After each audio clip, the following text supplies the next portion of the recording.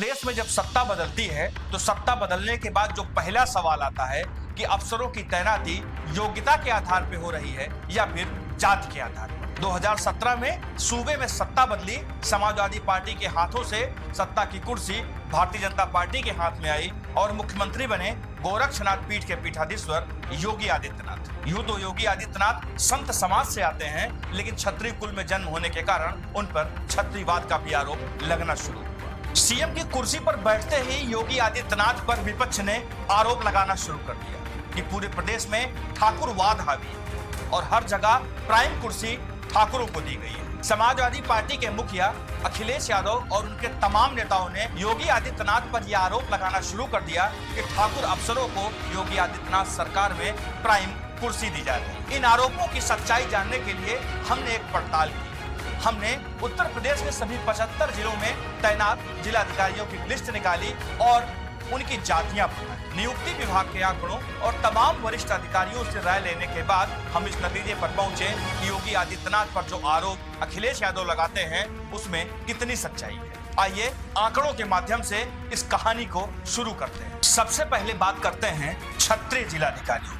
क्षत्रिय वर्ग से आने वाले उत्तर प्रदेश में कितने जिलाधिकारी हैं, इसको इस ग्राफिक्स के माध्यम से हम आपको समझाते हैं। योगी के ऊपर लग रहे ठाकुरवाद के आरोपों की सच्चाई जानने के लिए हमने लिस्ट में सबसे पहले क्षत्रिय डीएम को खंगाली, जिसमें 12 जिलों के डीएम क्षत्रिय वर्ग से आने वाले मिले। 75 में 12 मतलब यह आंकड़ा 15% के आसपास होता है। हम अगर क्षत्रिय डीएम्स की बात करें तो जौनपुर दिनेश चंद्र, पीलीभीत ज्ञानेंद्र सिंह, मथुरा चंद्र प्रकाश सिंह, मैनपुरी अंजनी कुमार सिंह, मेरठ वीके सिंह, मुरादाबाद अनुज सिंह, सोनभद्र बद्रीनाथ सिंह, बलिया मंगला प्रसाद सिंह, कानपुर देहात कपिल सिंह, कानपुर नगर जेपी सिंह, बरेली अविनाश सिंह और अमेठी संजय चौहान क्षत्रिय वर्ग से आने वाले डीएम हैं। क्षत्रिय अधिकारियों के बाद अब नजर डालते हैं ब्राह्मण आईएएस अफसरों पर, जिनको जिलों की कमान दी गई है। लेकिन हमने जब सच्चाई पता की, हमने जब लिस्ट खंगाला तो आरोप बिल्कुल बेबुनियाद थी। दरअसल पूर्ववर्ती सरकार में ब्राह्मणों को जितनी भागीदारी दी गई थी उससे कहीं ज्यादा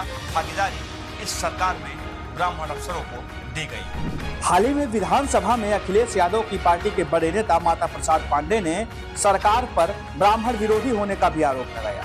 इसके अलावा भी गाहे बगाहे सरकार पर ब्राह्मण विरोधी छवि का आरोप लगता रहता है। जब हमने लिस्ट में ब्राह्मण डीएम्स के नाम खंगाले तो चौंकाने वाले आंकड़े सामने आए। उत्तर प्रदेश के 75 जिलों में 19 जिलों के डीएम ब्राह्मण वर्ग से आते हैं। अखिलेश सरकार में इससे काफी कम ये आंकड़ा था।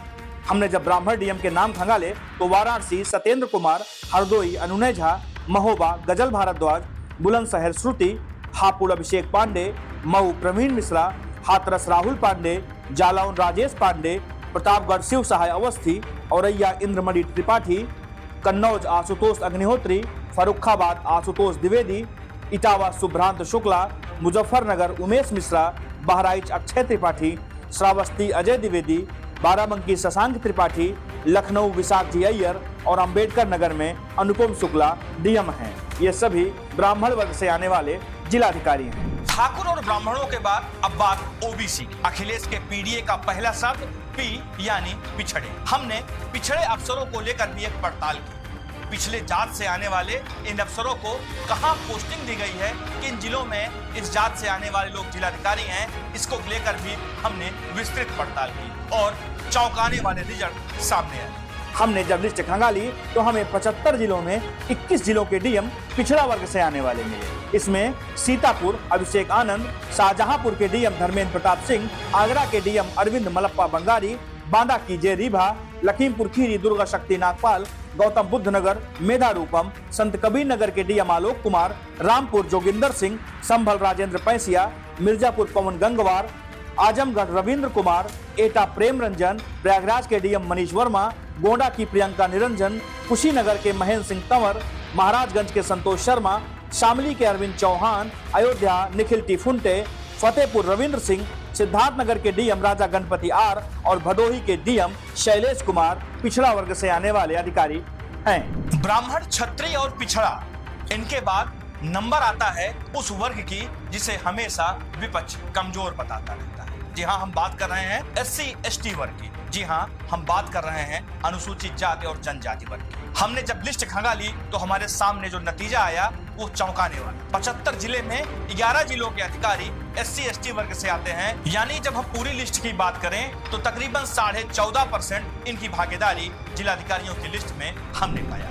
हमने लिस्ट खंगाली तो हमें कुल 11 जिलों के डीएम SC ST वर्ग से आने वाले मिले। इसमें गाजीपुर के अविनाश कुमार, रायबरेली की हर्षिता माथुर, हमीरपुर के घनश्याम मीणा, बागपत के अस्मिता लाल, गोरखपुर के दीपक मीणा, कौशाम्बी के मधुसूदन हुल्गी, ललितपुर के अमनदीप डोली, कासगंज के प्रणय सिंह, गाजियाबाद के रविंद्र कुमार मंदर, झांसी के मृदुल चौधरी और बिजनौर की DM Jasjeet Kaur SC ST वर्ग से आने वाली डीएम मिली। वहीं जब हम पूर्ववर्ती सरकार की बात करते हैं तो 2014 और 15 में जब सूबे में अखिलेश यादव की सरकार थी, उस समय SC ST अधिकारियों की संख्या इससे काफी कम थी।